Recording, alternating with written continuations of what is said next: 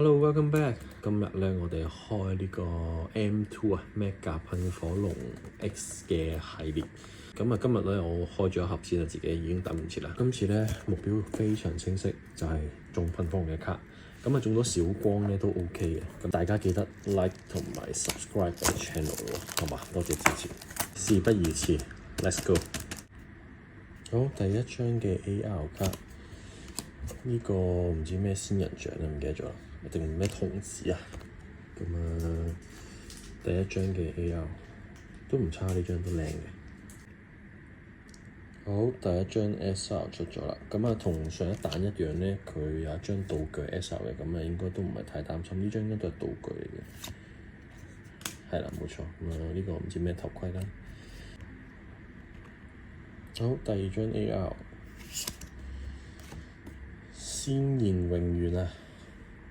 先賢永遠嘅 AR 卡 SR， 唉，好啦，睇個勢好似唔係好樂觀啊，咁啊